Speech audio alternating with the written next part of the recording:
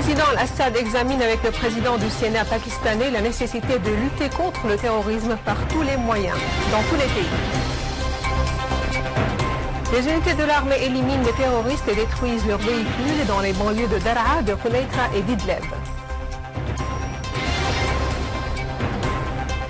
L'armée irakienne libère 150 familles encerclées par Daesh près de Baghdadi et élimine des dizaines de terroristes.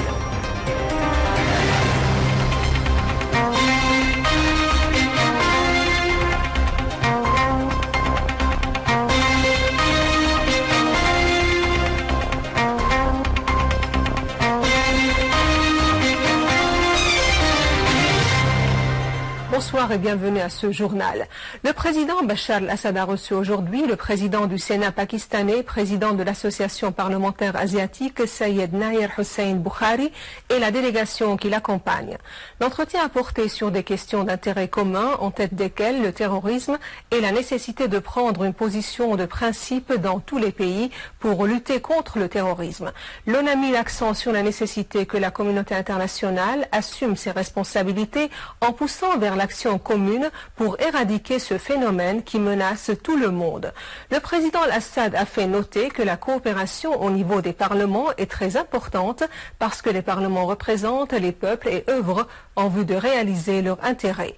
Le président Al-Assad a affirmé à Bukhari le soutien de ses efforts pour renforcer l'action parlementaire et trouver des solutions à toutes les questions de la région et du monde. Bukhari s'est dit confiant que la formation d'un parlement asiatique va permettre de parvenir à des résultats positifs à tous les plans au profit des peuples du continent asiatique. Il a souhaité voir la stabilité et la paix se rétablir le plus tôt possible en Syrie. Le vice-président du Conseil des ministres, ministre des Affaires étrangères et des expatriés, Walid El-Mouallem, s'est entretenu avec M. Bukhari et la délégation qui l'accompagne des relations bilatérales entre les deux pays et des moyens de les renforcer dans tous les domaines. M. El-Mouallem a affirmé la nécessité de faire conjuguer les efforts dans la lutte contre le terrorisme duquel souffrent la Syrie et le Pakistan. Bukhari a souligné l'importance de la coordination au niveau international pour lutter contre le terrorisme qui menace la communauté internationale.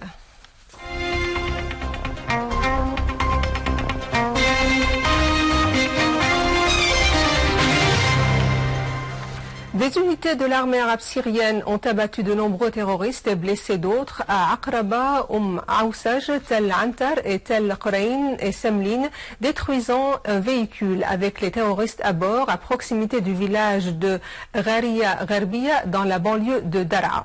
Point de Nab'a al-Sakhr à Hamidia, à Samdania, Gharbiya et à Breka dans la banlieue de Quneitra. Dans la banlieue d'Idleb, des unités de l'armée arabe syrienne ont neutralisé des éléments des réseaux terroristes dans les localités de Ma'arret Harma, Qara Ghazal, Hutta, Tel Salmo et Jerin.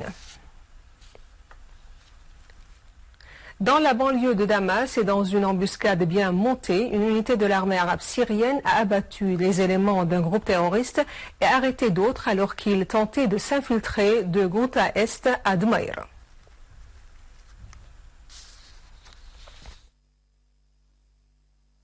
Le délégué permanent de la Syrie auprès de l'ONU, Bachar Ja'fari, a affirmé que le respect de la souveraineté des pays et de leur intégrité territoriale, ainsi que la non-ingérence dans leurs affaires, est la norme principale pour préserver la sécurité et la paix internationale.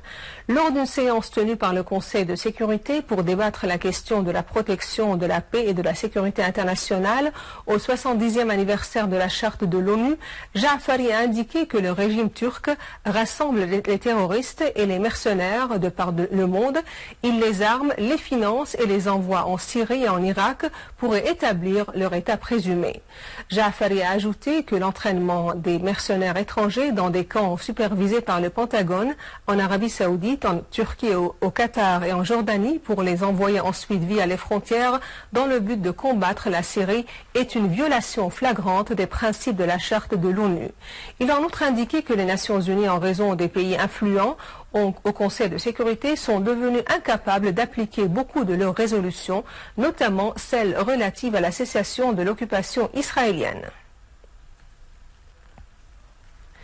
Les autorités espagnoles ont démantelé un réseau qui enrôle des jeunes filles pour adhérer au réseau terroriste de Daesh en Syrie et en Irak.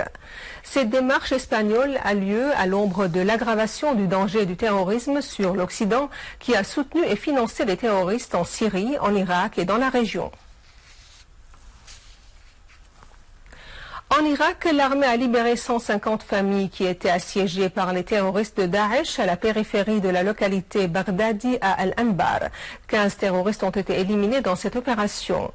L'armée irakienne a en outre fait 23 morts et des dizaines de blessés parmi les terroristes dans l'explosion d'un tunnel par lequel les terroristes ont essayé de passer vers le complexe gouvernemental au centre de Ramadi.